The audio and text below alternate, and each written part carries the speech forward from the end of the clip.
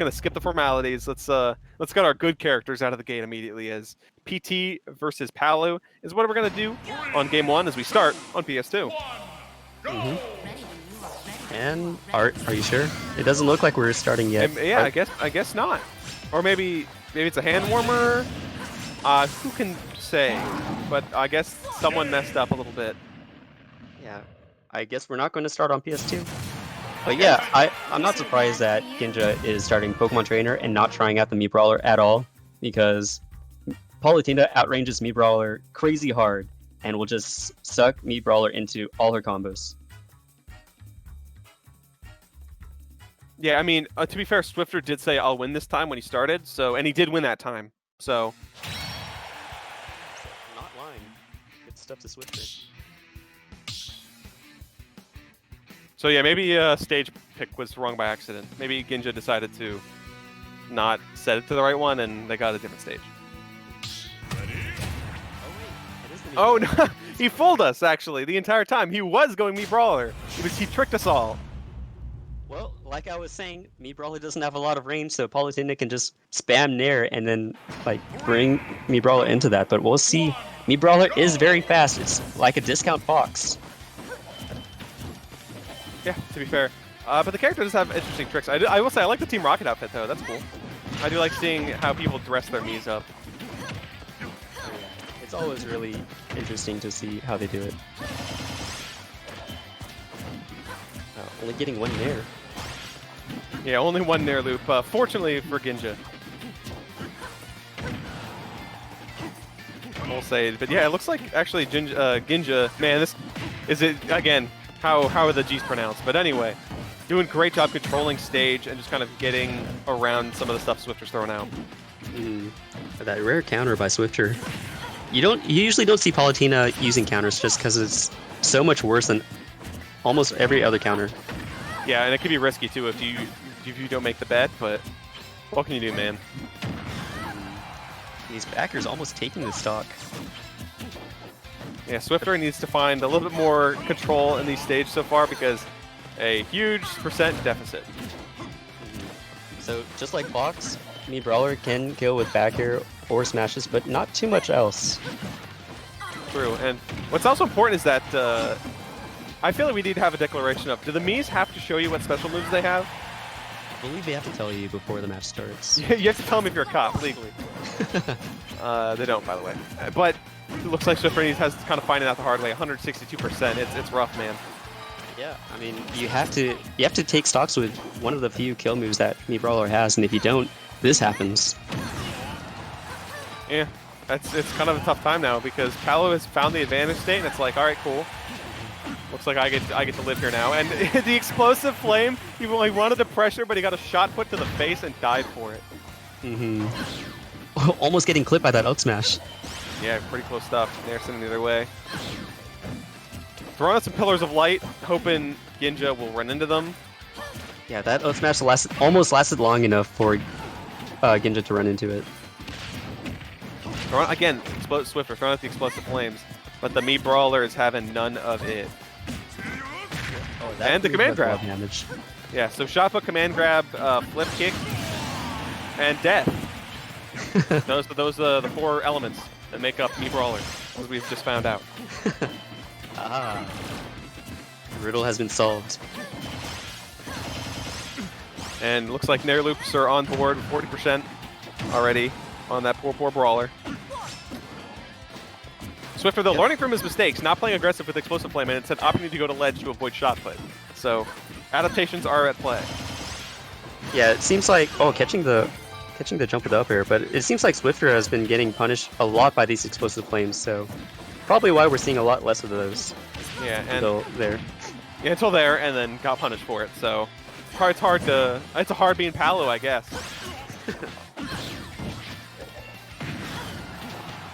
It's a hard life when you don't have ground moves, right? Yeah, apparently not, because you just rock those aerials all day, all night.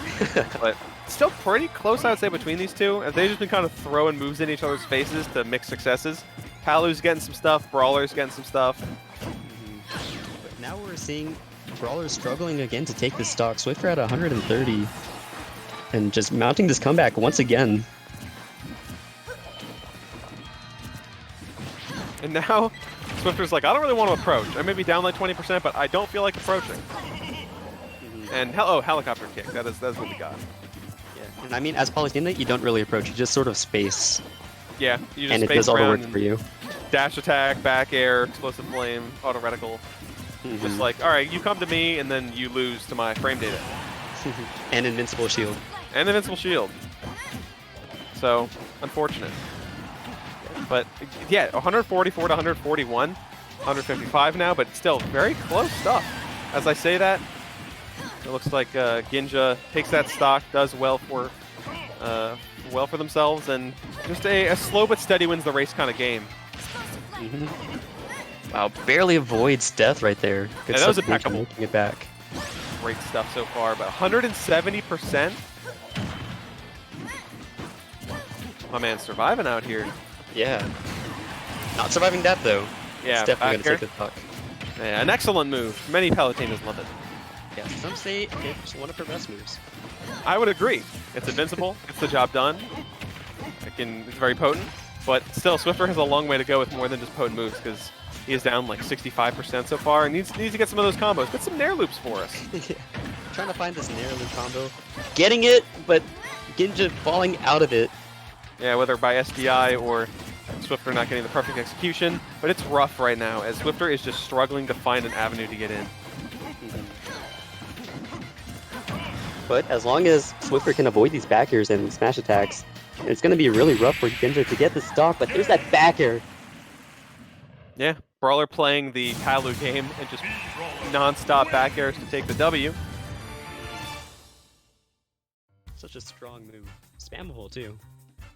Yeah, pretty good. And we kind of did diss the fact that it's like, oh, you should go PT instead of Brawler, but we got surprised. Ginnga pulls out the Brawler, has some good stuff going. I thought Brawler would get spaced out by Palutena's insane range and invincible moves, but I guess not.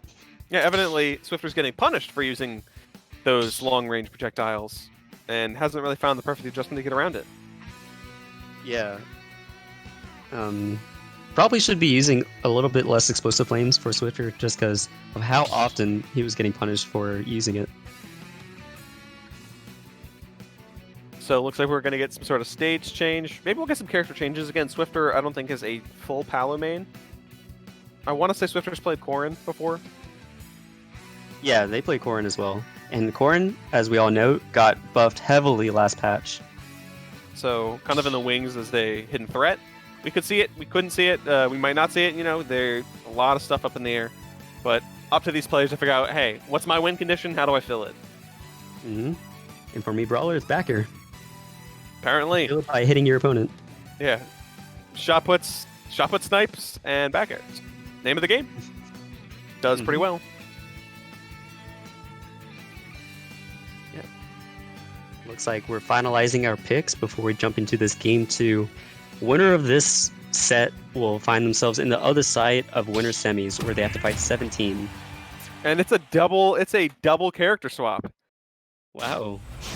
Pretty interesting because it looks like Ginnga is going to go to the Pokemon trainer we mentioned beforehand, and we just mentioned Swifter's Corrin as it is now coming into action, and Lilac Hers is actually the stage, so a lot of mix-up here. So maybe we saw the Me Brawler switch because of the stage, but I feel like Corrin is pretty good on the stage as well. Yeah, I can see that happening. The platforms will be really good to extend combos, and surprising range with the character as well, makes sense. Yeah, the ledges don't really affect Corrin that much, and because of the way Lilac works now, you can pretty much grab the ledge from anywhere under the stage and it'll drag you into the ledge. Yeah, thankfully, it's a much-needed buff for this stage, so maybe people will stop hating it so much. We'll see. Only time will tell. Yeah, I mean, the ledges are still pretty small, but you won't get lipped as much. Thank goodness, I gotta say. But now it looks like Ivysaur's coming out, spacing with Razor Leafs, playing the mid-man game, the mid-percentage game as well. Let's just run around, throw some Razor Leafs. This is how I play PT. I just spam Razor Leaf. We'll see what happens. It's a pretty good projectile. It's a very good projectile. Ivysaur's very fun. And then you got Big Boy Charizard. So, PT is such a fun character that really rounds out each other's strengths and weaknesses. You can switch out whenever you want. That's why I love the character. And then there's Corrin, who has a lot of range. Yeah, half sword, half dragon. Which sounds cool on paper until like they look kind of like a deer. Which isn't as it's not the traditional cool dragon. So, Charizard actually came out pretty early. Yeah, I was surprised to see that. Yeah, I guess the other Pokemon weren't doing enough work for Ginnga. And Charizard's not bad either, because you can kind of mitigate the weaknesses by just switching to Squirtle. You can play Charizard, get some good percentages, get stocks because of the way how good the character is, and just kind of go from there. Charizard is scary in this game. Yeah, very good. The I was about to say up smash out of shield, up B out of shield, 3 kill throws. Unfortunately, with 150%, you can only live and hold on to that stock for so long. But even then, it's you got Ivysaur to finish the stocks off as well. Yeah, so we're not seeing too much Squirtle, even though I feel like Squirtle would be nimble enough to maneuver around this sword. Yeah, that's the problem, is Squirtle's very quick and nimble, but at the same time, it can be very hard to navigate past the swordy. So I can kind of maybe see why Ivysaur and pelting projectiles would be why Ginnga has been doing these switches. And then Charizard, of course, for just the raw power, because if you can get a back air, if you can get a kill throw, they'll be doing just fine. And Swifter has been using this tech throughout the whole match, and to great effect, where he pins the side platform, and the range is actually kind of crazy, especially against Charizard that's so big. Yeah, deceptively extra range. As a character you don't see too often, it can be very surprising to people who aren't really thinking about it. Like, that's some good range. Seismic Toss not killing. Still. It might kill on the platform now. Yeah, it's definitely on the platform I think it will kill, but neutral get up, that was a very scary situation. Ginnga just definitely looking for just a grab, but finds a forward tilt instead, switches it up as Swifter loses that stock, but a noticeable deficit though. Yeah, looks like Ginnga's gonna stick with the Charizard. Seems to be doing the best out of the 3 Pokemon. Yeah, survivability at this percentage, plus just some good damage numbers. It makes sense. Oh, this charge side smash just scooped Charizard in with his big body. Yeah, that was the spot dodge got called out there. Swifter taking a sizable stock. Charizard again. Ginnga is just sticking to the Zard for this match, even with that low percentage on both characters.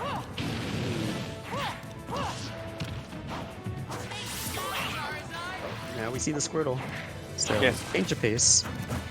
Yeah, the Squirtle we've seen the least out of in this stock, and as you said, yeah, Squirtle's very nimble. And hopefully get some combos started, get some percentages going, but not a lot we've seen so far overall. Yeah, it seems like the Charizard wasn't working out too well. Swifter was getting a beat on how to play against the Charizard, so trying to mix things up with the Squirtle. Yeah, Squirtle's getting some good percentage though, I will say that. But right back to the Charizard. Yeah, now with these SBU's like mid percentages, it's Zard is out again. Maybe he can get some good kill options. Nice down smash, getting some offstage pressure, but now getting kind of reverse edge guarded if Ginnga isn't careful. There's that pin on the platform. Did you see how far it reached? Too far. And he just got his spot dodge called out by that forward smash a second time in the same exact location. Wow, whoa, hello. Range. You've been saying it, man, but that is a deceptively strong and deceptively large side B from Corrin. And hey, it wins Swifter the game to even it up 1-1. Oh yeah. If you get hit by the tipper of the pin, the knockback is crazy. And it looked like it got extended by the Lilac platform. I guess it being slanted has something to do with it. Yeah, it definitely would make sense. But looks like these guys evened up. They both switched characters after game 1, so maybe we'll see the Brawler come back out, then the Corrin stay. We might see the Palu come out and the Brawler come out again. Maybe they both stay. There's now that they've each just played 2 characters in 2 matches, it'd be a fun little mix-up. Yeah. So this is exciting. Going to a game 3. This is our last quarterfinals match before we're going into winter semifinals. So really excited to see who's going to make it to the next round in winter side.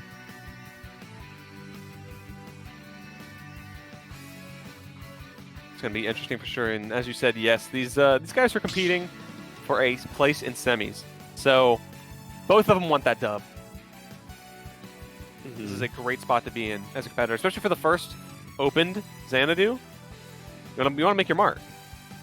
For sure. And both these players are doing that, finding their way into winners quarterfinals. And the second round is 1-1. Yeah, we've had, I think, only one, maybe 2 sets so far that have been 2-0, and this is a lot of game 3s. So that's how you know the competition's good. So yeah, Corrin versus me Brawler. Looks like they're both sticking to the characters that have each won them a game. Yeah, so I'm not surprised that Ginnga swapped back to the me Brawler just because it looked like the Pokemon trainer was not having fun at all in that last match. Yeah, for sure. And it looks like Town and City's actually the stage of the game. Killing off the side is kind of a good, just a solid game plan because of that me Brawler back air. But again, Swifter can also utilize that as well. So we'll see kind of how that and the moving platforms of Town and City kind of play into this game 3. Yeah, Corrin Pin will definitely take stocks really early on the stage. I would believe it 100%. And he's just been thrown out the spot dodges, but still getting caught out by some stuff here and there. And I do like how when he's high up in the air, he does for the shot put. It covers a lot, and Swifter has gotten hit by it twice already. And did that Nair just collide with the closing grip of Corrin's neutral special? Yeah, that was really fortunate for Ginnga because the claw or the dragon bite has has crazy knockback. Yeah, it's very good. Smash if it tippers, but not going to take it. And Swifter has just been amazing at finding these rogue spot dodgers from Ginnga and punishing it with a forward smash. It's happened 3 times already in the past few minutes, and that can cause a stock for Swifter if Ginnga does not figure that out. Oh yeah, and it's really good too because there's an active hitbox while it's charging. Yeah, that little spike damage that kind of keeps you in place long enough to lose. Oh my goodness, the helicopter kick, that sent down and away. I don't know if Swifter was DIing that correctly or not, but that was crazy. Yeah, don't ever ask me what the DI correct is for a meat move, because I will not know. I probably should look those up. It's the commentator's job after all, but man, oh man, it's a precarious situation to be in, because that was pretty strong. But hey, speaking of strong, Corrin back there, the wings come out to even up the stocks. Yeah, 69.6%, but getting the backer to get out of the percent range. Swifter trying to find a way to even this up while keeping me Brawler out with Corrin's giant sword. And that command grab is clanked. Well, the hurricane kick, yes, helicopter kick dying a second time. That move is deceptively strong. I think in terms of recovery, it's one of the weaker ones, if I recall correctly, but at the same time, that got some killing power to it. I see that. It's quite a lot of kill power. It's like, imagine if Young Link up B could happen with his feet. That's pretty strong. Almost getting the pin out of the downer, but not quite. Now Ginnga is the one that's starting the combo again. Yeah, and he's up a full stock right now, which is exactly where you want to be in this game 3 scenario. So he can just work a little bit harder, secure that stock for himself. It's going to be a quick game over as Swifter is just scrambling to find some footing, to find some more percentage, and hopefully a stock or 2. Yeah, Swifter is definitely going to need to be careful right now because I'm pretty sure a helicopter kick will take the stock. Yeah, if Ginnga finds something, it's a helicopter kick, it should be enough to seal the deal. But these guys they're being very close with how they approach each other because it's a scary situation to be in. And that forward smash. Yeah, looks like Ginnga managed to adapt. Instead of spot dodging, he just rolled behind. Swifter was not prepared for that and gets punished with a forward smash in turn as Ginnga manages to bring that me all the way to semifinals, 2-1. And I want to say, me Brawler's forward smash is stronger than average because it has a ton of kill power in that move. Yeah, Mii's are kooky, but curiously strong.